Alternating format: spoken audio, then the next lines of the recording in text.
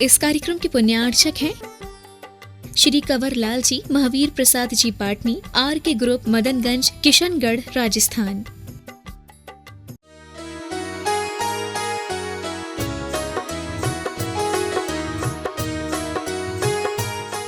आचार्य गुरुवर श्री विद्यासागर जी महाराज की। मोह महात्म दलन दिन तप लक्ष्मी भरतार, ते पारस परमेश मुझ हो सुमति दातार। वामानंदन कल्पतरु जयो जगत हितकार, मुनिजन जाकी आश करी, जाचे शिव फल सार, जाचे शिव फल सार। भगवान पार्श्वनाथ की यह कथा बहुत दिनों से समव शरण के बीच में चल रही थी। समव शरण का जो वर्णन आपने 12 सभाओं के रूप में देखा, समव शरण की जो रचना आपको बताई गई और श्री मंडप भूमि में जहाँ भगवान पार्श्वनाथ अष्ट प्रातिहार्यों के साथ सुशोभित हो रहे हैं, हम सब वहीं पर हैं। अभी भगवान के समव शरण के लगने पर ही लोगों में ऐसा आनंद आया, ऐसा उत्साह आया कि दुनिया भर से लोग भगवान के समव शरण में बैठने के लिए आए। 10 दिनों में वह भगवान के समव शरण में बैठ कर के उपदेश सुने, अनेक तरह से धर्म का व्याख्यान सुने। समव शरण में बैठे हुए लोग न केवल भारत के थे, विदेशों से भी आए। जर्मनी से आए, कुवैत से आए, दुबई से आए, अनेक अनेक जगहों से लोग आए और वह सभी समव शरण में अपने अपने भावना के अनुसार बैठे, पधारे। पधारे जानते हो? 2 तरह से पधारा जाता है। जब आना होता है तब भी पधारना कहा जाता है, पधारो जी, ये मारवाड़ी लोग जानते हैं। और जब जाते हैं तब भी कहते हैं पधारो जी। एक आदर की भाषा है। आते हुए भी पधारने के लिए कहा जाता है, पधारो जी, आए, स्वागत है। और जब आप जा रहे हैं तो भी पधारो जी। तो लोग दोनों तरह से पधारे। आपके लिए ये बीच में समव शरण के समय पर एक अलग ही आनंद था और उस आनंद को बराबर बनाए रखना उन लोगों का कर्तव्य होता है जिस शहर में, जिस नगर में यह समव शरण लगा होता है। समव शरण की यह विशेषता होती है कि समव शरण में लोग प्रतिदिन आते हैं, भगवान का दर्शन करते हैं, पूजन करते हैं, स्तुति करते हैं और एक आनंद आने लग जाता है उन्हें केवल भगवान के दर्शन में और स्तुति करने में। यह भी एक अद्भुत आनंद होता है। भगवान बोले तो भी अच्छा, न बोले तो भी अच्छा, लेकिन भव्य जीवों के मन में यह भी एक बहुत बड़ा भाव होता है कि मैं समव शरण में गया था, मैंने भगवान को साक्षात देखा था। अपनी आंखें तृप्त कर करके भगवान का जो दर्शन करते हैं, उससे जो भव्य जीवों को आनंद मिलता है, वो आनंद दुनिया में किसी पैसा से नहीं मिल सकता, किसी धन से नहीं मिल सकता। और ऐसा आनंद पाने के लिए अगर वह समव शरण अपने ही निकट हो तो कभी भी भव्य जीव वहां आना छोड़ते नहीं। यूं नहीं कहते भगवान हम आते आते थक गए, बहुत दिन हो गए, ऐसा कभी भव्य जीवों के मन में नहीं आता। आनंद का वह भाव जब आने लग जाता है तो प्रत्येक दिन शहर का प्रत्येक निवासी ये भावना करता है कि ये हमारे बड़े पुण्य का संयोग है जो ये समौशरण हमें यहाँ पर लगा हुआ मिल रहा है, अन्यथा पता नहीं किस दिन ये समौशरण कहाँ चला जाए, कुछ कहा नहीं जा सकता। इसलिए जब तक इस हरि पर्वत पर भगवान का समौशरण लगा हुआ है तब तक हम आना बंद न करें, ऐसा प्रत्येक भव्य जीव के मन में आता है, आना भी चाहिए। समौशरण में प्रतिदिन भगवान के दर्शन करने के बाद सबसे बड़ा आनंद आता है भगवान की स्तुति करने का। देखो ये एक अद्भुत भक्ति का तरीका है। भगवान हमें कुछ दे नहीं रहे, हम भगवान को कुछ दे नहीं रहे, लेकिन फिर भी हम आनंदित हो रहे हैं। कैसे हो रहे हैं? केवल अपने वचनों से, अपने मन से, अपने अंदर भगवान के प्रति आए हुए भक्ति के भावों से हम आनंदित हो रहे हैं। और ये वो आनंद है जिस आनंद के साथ में अगर हमारे दिमाग में ये आनंद बसने लग जाता है तो इसी से हमारा दिमाग, हमारे विचार सब शुद्ध होने लग जाते हैं। आप देखते हो कि अगर हमें कहीं पर कोई जमीन पर किसी भी तरह का हमें फसल उगाना होता है तो उस फसल को उगाने से पहले हमें देखना पड़ता है कि ये जमीन कैसी है, उर्वरा भूमि है कि नहीं, यहाँ पर कुछ डाला जाएगा तो इसमें कुछ वपन होने के बाद में इसमें कुछ निकल के आएगा कि नहीं, ये देखा जाता है। अगर वो भूमि बहुत पुरानी हो, उस पर बहुत दिनों से कोई खेती ना हुई हो, कोई फसल ना हुई हो, तो वहां पर आप देखोगे बहुत कांटेदार बेवजह के कूड़े करकट, झाड़ियां, झंकार, तमाम तरीके के उत्पन्न हो जाते हैं। सुन रहे हो ना? जैसे उस भूमि पर ये तमाम तरीके की बेवजह की चीजें उत्पन्न हो जाती हैं, लेकिन वो कोई चीजें काम में नहीं आती हैं, वो केवल उस भूमि को घेरे रहती हैं। एक समझदार इंसान सोचता है इतनी अच्छी भूमि है, इतना अच्छा यहां पर वातावरण होता है, पानी भी अगर गिरता है तो वो पानी उसी तरह के कीचड़ को बढ़ाता है, उसी तरह की झाड़ियां, कटीली, उन वृक्षों को, पौधों को बढ़ाता है, काम में आने वाली कोई चीजें नहीं है। तो एक समझदार इंसान क्या करता है? उन सबको साफ करने की कोशिश करता है। जो पुराना उगा हुआ है, पुराना लगा हुआ है, जो अपने आप उगाया था, बेवजह आ गया था और आ भी जाता है, उसके बाद फिर वह समझदार व्यक्ति उन सब चीजों को हटा करके अच्छे बीज बोता है। हमें क्या चाहिए? गेहूं चाहिए, मूंग चाहिए, सब्जियां चाहिए, फल चाहिए, अच्छे बीज बोता है जिसके माध्यम से वो हमारे लिए कोई फसल काम में आए, या अच्छे ऐसे पौधे, फूल जिनको देख करके हमारा भी मन प्रसन्न हो और दूसरे का भी मन प्रसन्न हो। ये समझदार इंसान का एक हमेशा से काम होता है। क्या हम ऐसी समझदारी अपने साथ भी कर पाते हैं? अपने साथ कैसे करें? हमारे पास भी हमारे दिमाग में आत्मा की भूमि होती है। कौन सी भूमि? आत्मा की भूमि। दिमाग के विचार हैं, वो विचार उस भूमि पर अगर अनेक तरह की फसलों के रूप में हमारे सामने आते हैं तो हम अगर उन विचारों को देखते रहें कैसे आ रहे हैं, अगर वो विचार केवल घृणा के, द्वेष के, नकारात्मक विचार होंगे तो वो विचार हमारी उस आत्मा की भूमि को यूं ही नष्ट भ्रष्ट कर रहे हैं।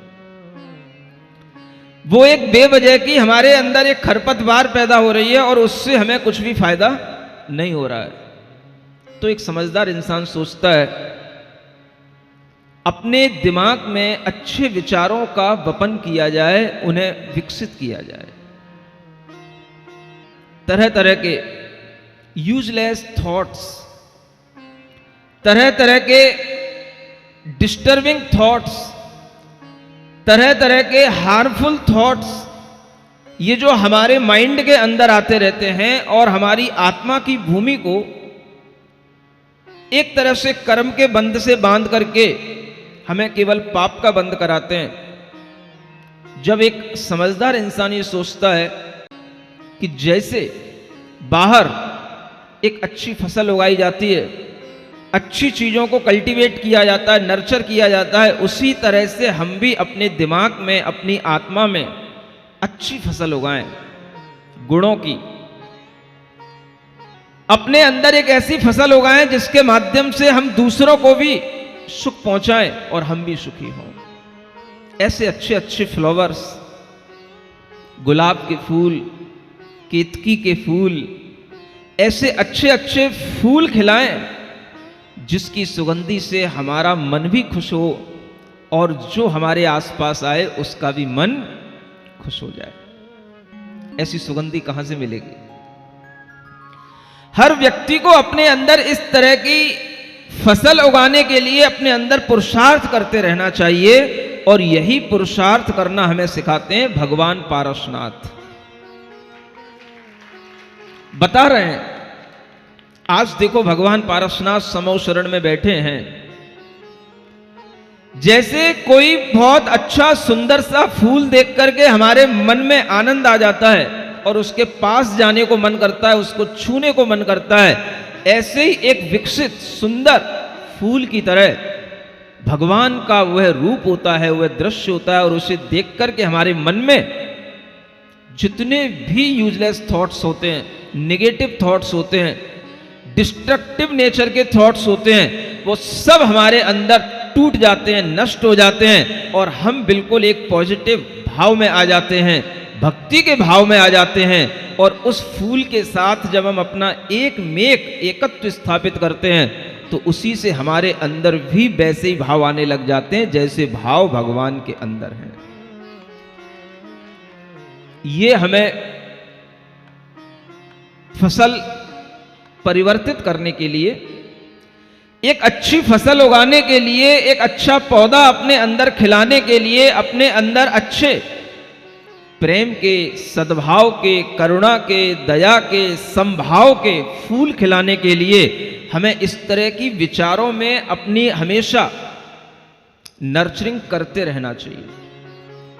और इस तरह से यदि हम करते रहेंगे तो हम भी भगवान पारसनाथ को समझ सकेंगे। और जो लोग समझते हैं तो उनके अंदर अपने आप भक्ति का भाव आने लग जाता है। इसी का नाम है भक्ति भाव। भक्ति का मतलब हम आपके भावों से भींग गए हैं और हम आप में एक मेक होकर के ऐसा महसूस कर रहे हैं कि भगवान जैसे आप हैं वैसा ही मैं हो जाऊं। ये भाव आने का नाम ही है भक्ति का भाव। और ऐसा भाव भव्य जीव के अंदर आए बिना रहता नहीं। असंख्यात जीव बैठे होते हैं, सब जीव यही भाव कर रहे होते हैं। एक फूल को देखने के लिए असंख्यात जीव सामने बैठे हैं, उसकी सुगंधी का पान कर रहे हैं, उनके दर्शन का लाभ ले रहे हैं, और वह फूल के अंदर कोई कमी नहीं आ रही है, वो उसी तरह से खिल रहा है जैसे खिला हुआ था। सुन रहे हो? बोलो तो। जो खिलाने वाला है वो हमेशा खिलता रहता है। खिलने वाला कभी मुरझा सकता है, लेकिन खिलाने वाला कभी भी मुरझा नहीं सकता। भगवान पारसनाथ जिस एनर्जी के साथ बैठे हैं, उनके समौ शरण में उपदेश देने के लिए उनके गढ़धर भी जिस एनर्जी के साथ बैठे हैं, उनकी वो एनर्जी कभी कम नहीं होती है। कल भी वही थी, परसों भी वही थी, उससे 4 दिन पहले भी वही थी, 10 दिन पहले भी वही थी, और आज भी वही है। सुनने वालों की मूड डाइवर्ट हो सकते हैं, सुनने वालों में ऐसा लग सकता है कि भाई अब चलो थोड़ा सा कहीं और घुमाए, कहीं बाहर घुमाए। चले जाओ बाहर, क्या मिलेगा बाहर? समोसरण के बाहर निकलोगे, श्री मंडप भूमि से बाहर निकलोगे तो बस वही देवियों के नाच गान दिखेंगे, अच्छे अच्छी उपवन भूमि दिखेंगी, बड़े बड़े वृक्ष दिखेंगे, उनके छांव में बैठे रहना, वहां पर थोड़ी सी फोटो खिंचा लेना, थोड़ी सी अपनी सेल्फी बना लेना और फिर थक करके फिर समोसरण में ही आ जाना। और कहां जाओगे? अगर एक दो दिन बाहर भी घुमाए तो कोई बात नहीं, लेकिन आना तो वही है। कहां पर? जहां पर वास्तव में हमें महसूस होता है कि हमें भी इन्हीं की तरह खिलना सीखना है, जो हमेशा खिलते रहते हैं। ऐसी कौन सी एनर्जी भगवान के अंदर है? ऐसी कौन सी एनर्जी भगवान के गढ़धर परमेष्ठी के पास होती है? ऐसी कौन सी एनर्जी भगवान के उपदेशों में होती है जो कभी भी उसमें कमी नहीं आती? सुनने वाले बदलते रहते हैं लेकिन बोलने वाला एक ही बना रहता है अनेक दिनों तक। विचार किया करो, सोचा करो, और इस तरह का सोच विचार आएगा आपके अंदर तो अपने आप अनेक तरह के जो बेवजह के विचार आपको परेशान करते हैं, जो आपके लिए नींद नहीं आने देते, आपके लिए तरह तरह के दुख दर्द देते हैं, वो सब विचार आपके दूर होंगे और आपके मन में एक भाव आने लगेगा कि नहीं, भगवान की भक्ति से जो हमारे माइंड के अंदर अच्छे पॉजिटिव थॉट्स को जो हम कल्टीवेट करते हैं, उनकी जो हम नर्चरिंग करते हैं, उससे जो हमें भीतर से एक हैप्पीनेस, जॉय, लव, कंपैशन, इस तरीके की जो हमारे अंदर फीलिंग्स आती हैं, उससे जो हमारे अंदर जो एक आनंद आता है, वही आनंद हमारा वास्तविक आनंद होता है। और इस तरह के विचार अगर आपके अंदर आने लगेंगे तो आपको ये पारस कथा तब भी अच्छी लग रही थी, आज भी अच्छी लगेगी, और आगे भी जब तक चलेगी तब तक अच्छी ही लगेगी। पढ़ते हैं पारस कथा को भगवान पारसनाथ की स्तुति के साथ। आज भी हम समोसरण में बैठे और वहां पर जब ये उपदेश आदि का जब हम कार्य हो जाता है तो फिर नए दिन फिर स्तुति होती भगवान की। जब जब भगवान के साथ सामने इंद्र पहुंचेगा, जब जब भगवान के सामने गढ़धर परमेष्ठी पहुंचेंगे, जब जब नए नए श्रावक आएंगे, सब भगवान की स्तुति करेंगे और स्तुति करने के बाद फिर प्रार्थना करेंगे, प्रभु उपदेश दीजिए, कुछ सिखाइए। बहुत सारा उपदेश देना अभी भगवान के लिए सामने आ रहा है, अभी तो भगवान ने कुछ सुनाया ही नहीं। हमें अब आज से प्रारंभ करना है भगवान की स्तुति करना, और स्तुति के बाद में भगवान आज हमसे बोलना प्रारंभ करेंगे। अभी तक हमने जो 10 धर्मों का उपदेश सुना है वह तो केवल गढ़धर परमेष्ठी के मुख से सुना है। हमें अब भगवान पारसनाथ के मुख से कुछ सुनना है और उसके लिए हमें भगवान की स्तुति करना है। मंगल भवन अमंगल हारी, पारसनाथ जगत हितकारी, सुख संपत सब ही घर आवे, पारस कथा भविक जो गावे। Page number 71। सब भूल गए होंगे। स्तुति प्रारंभ करते हैं भगवान की। प्रभु इस जग समरथ नहीं कोय, जापे यश वर्णन तुम होय, चार ज्ञान धारी मुनि थके, हमसे मंद कहा कर सके। यह उर जानत निश्चय कीन, जिन महिमा वर्णन हम कीन, तुम भक्ति करे बाचाल, किस वस होए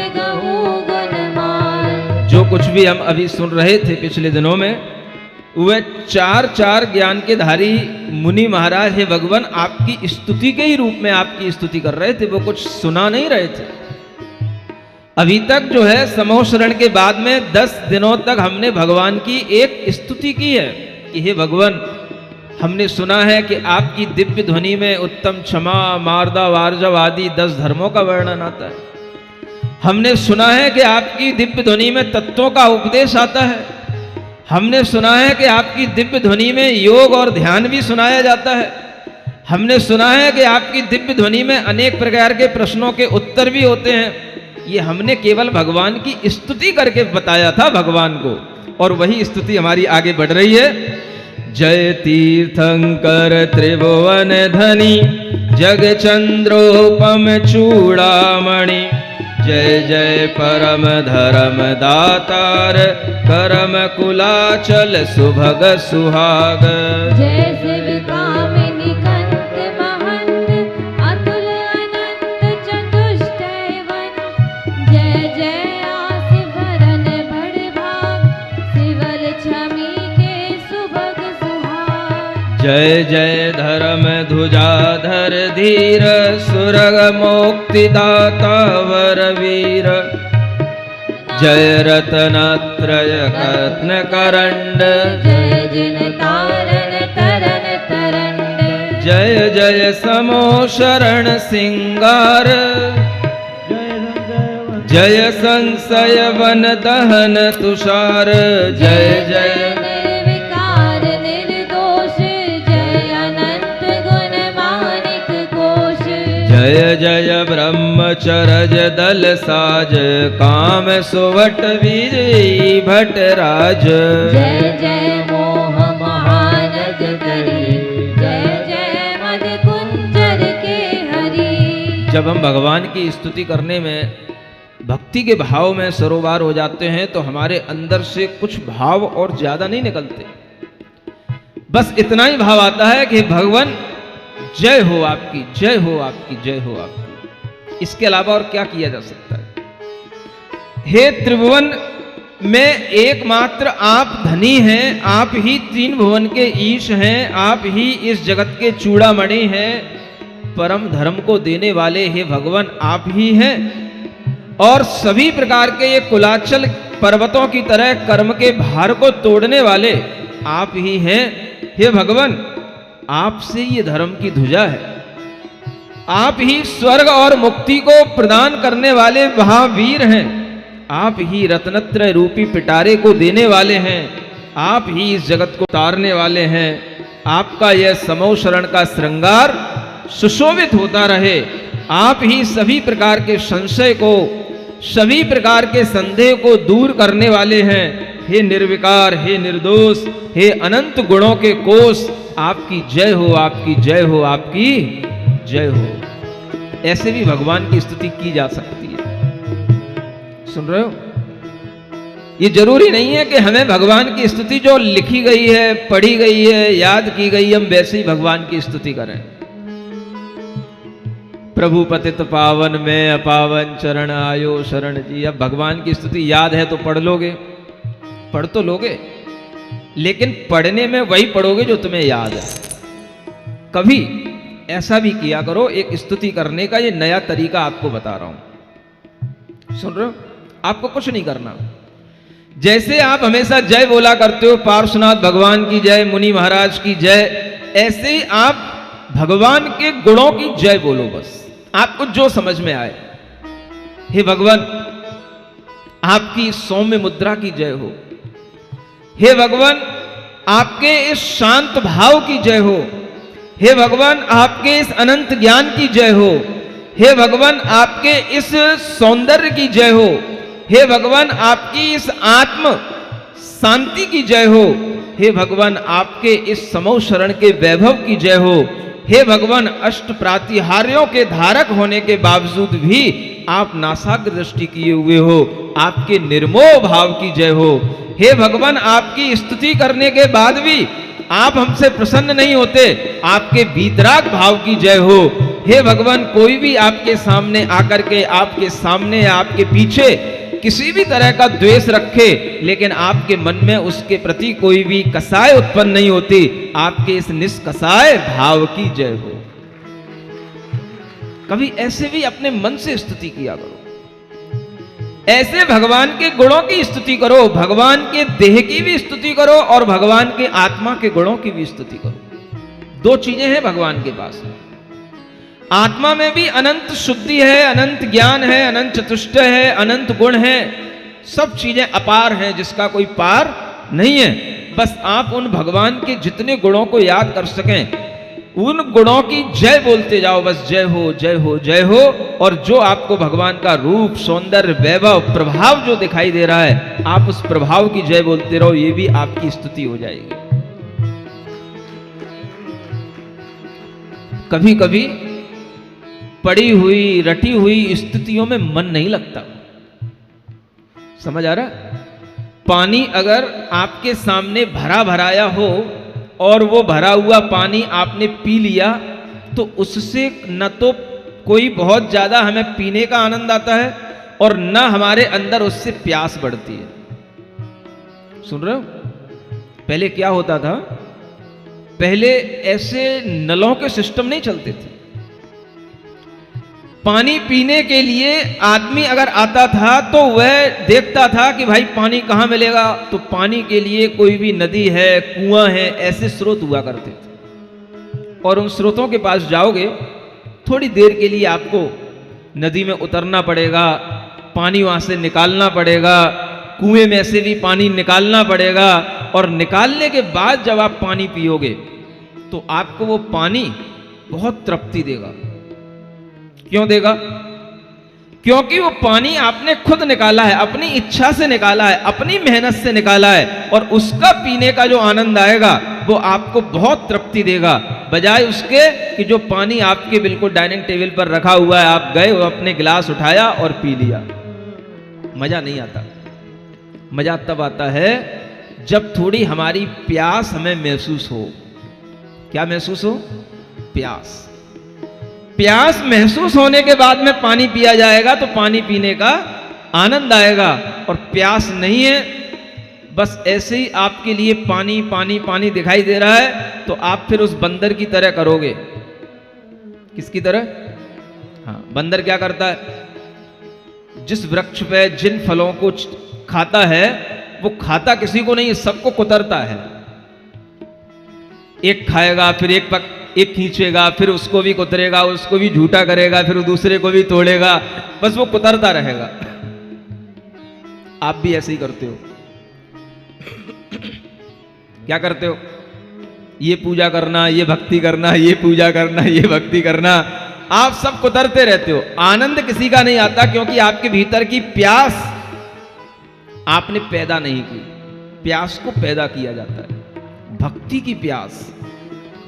ये प्यास जब पैदा होती है, तब हम अपने आप जो भी बोलेंगे वो भगवान के लिए स्तुति बन जाएगी, हमारे लिए स्तुति बन जाएगी। और उसके माध्यम से जो भगवान की स्तुति होगी तो वह आश्चर्यकारी स्तुति होगी, क्योंकि वो आपकी अपनी है, आपके अंदर के कर्मों का नाश और आपकी आत्मा की विशुद्धि को बढ़ाने वाली होगी। स्तुति भी अपनी होनी चाहिए, कभी कभी तो होनी ही चाहिए। नहीं समझे? ऐसा भी करना सीखो। कभी कभी भगवान के मंदिर में जाकर के भगवान के सामने केवल अपने जो भाव आए वो भगवान के लिए समर्पित करो। कभी करते नहीं, हिम्मत करते नहीं।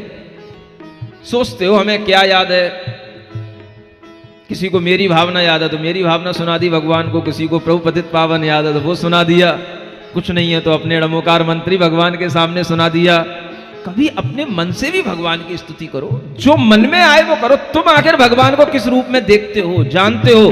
तुम्हारे लिए भगवान के प्रति कैसा भाव है, अपना भाव खुद निकालो। कौन मना कर रहा है? क्या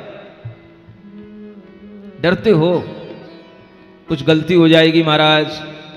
क्या हो जाएगा? गलती हो जाएगी तो अपराध हो जाएगा, कोई सजा मिलेगी तुम्हें। ऐसी भक्ति का कोई पुण्य लगेगा कि नहीं लगेगा, ऐसे ही विचार आते होंगे। आज से ध्यान रखना, जो भक्ति आप अपनी करोगे सच्ची भक्ति वही कहलाएगी।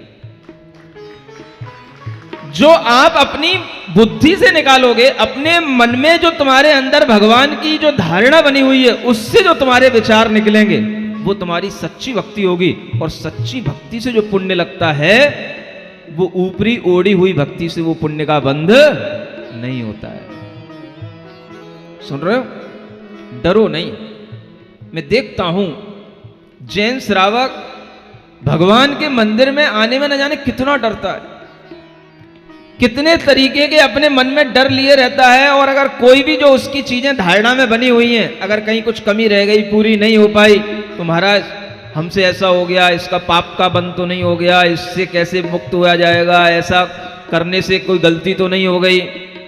अरे भाई, भगवान के मंदिर में शुद्ध भावों से आओ, शुद्ध विचारों से आओ, और भगवान की भक्ति करते हुए अपना अंदर इतना निश्चल भाव रखो, जैसे एक बच्चा मां के सामने कैसे भी बोलता है, मां को अच्छा लगता है, उसी तरह से आप बिल्कुल निश्चल भाव से भगवान की भक्ति करो।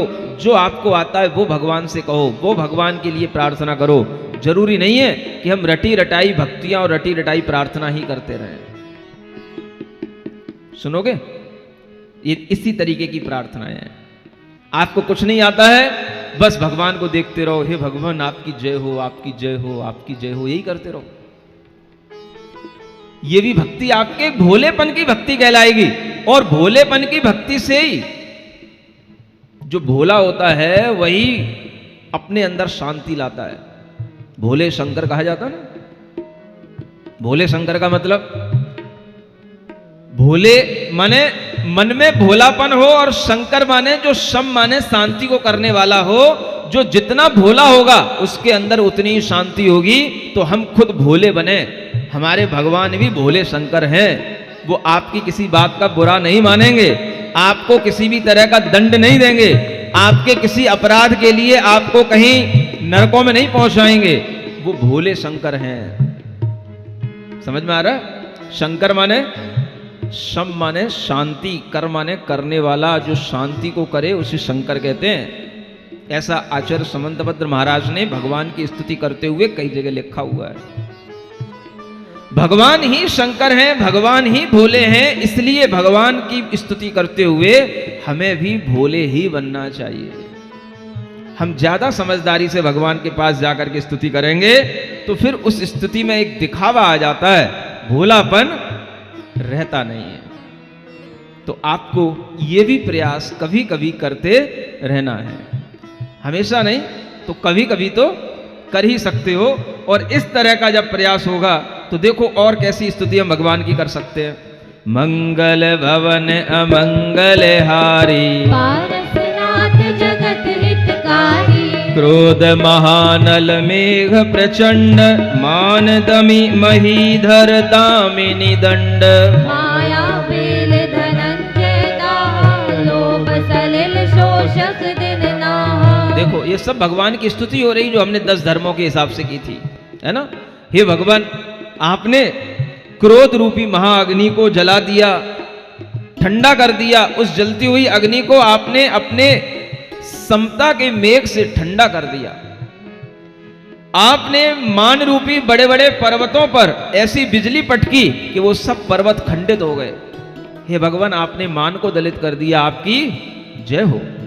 हे भगवान, आपने माया की बढ़ती हुई बेल को जला करके उसको भस्मसात कर दिया। आपने अपने अंदर से माया, छल, कपट सब नष्ट कर दिया। हे भगवान, आपकी जय हो। हे भगवान, आपने अपने लोभ लालच के जो कीचड़ आपके अंदर छाए हुए थे उस सबको आपने अच्छे स्वच्छ संतोष के जल से सुखा दिया, धो दिया, साफ कर दिया। ऐसे आप निर्मल आत्मा के धारक। हे भगवान, आपकी जय हो। इतना तो सब जानते ही है ना। क्रोध के अभाव से क्या होता है, मान के नाश से क्या होता है, माया के विनाश से क्या होता है, और लोभ के अभाव से क्या होता है। बस यही आप भगवान की स्तुति का विषय बना लो।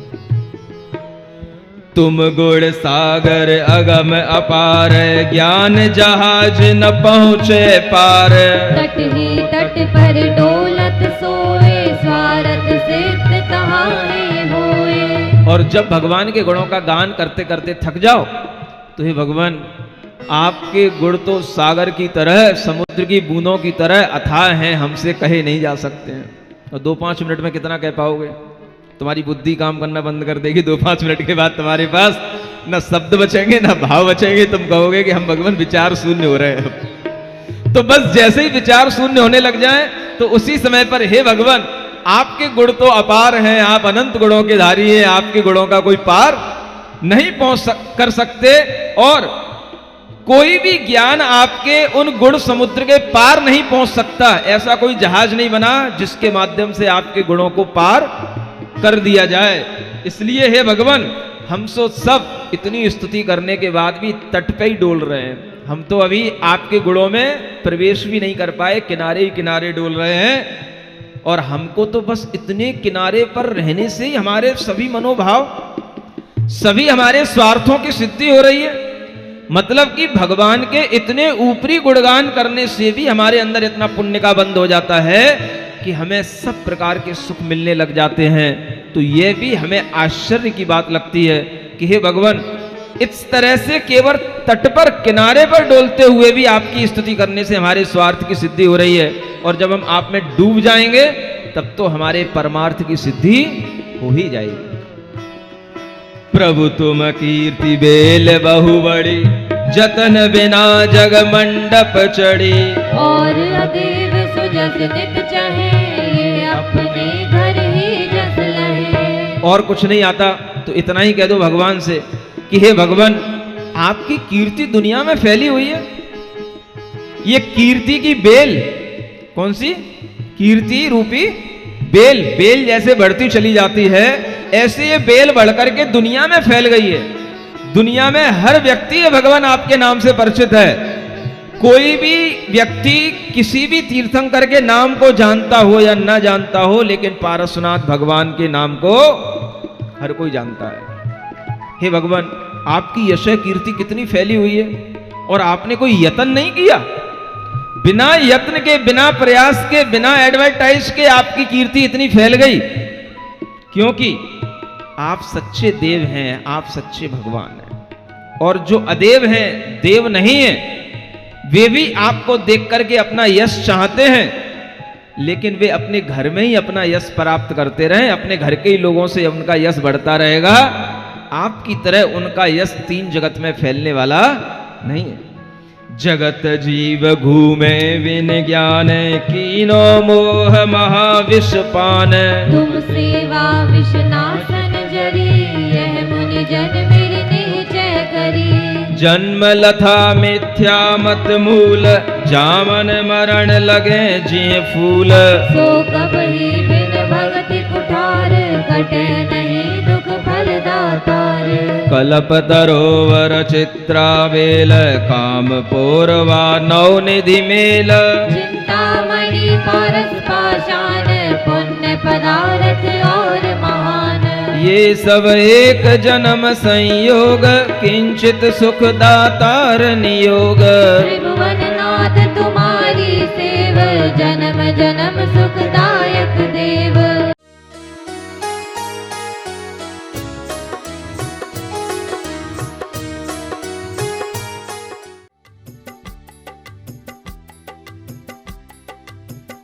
इस कार्यक्रम के पुण्यार्चक थे श्री कंवर लाल जी, महावीर प्रसाद जी पाटनी, आर के ग्रुप, मदनगंज, किशनगढ़, राजस्थान।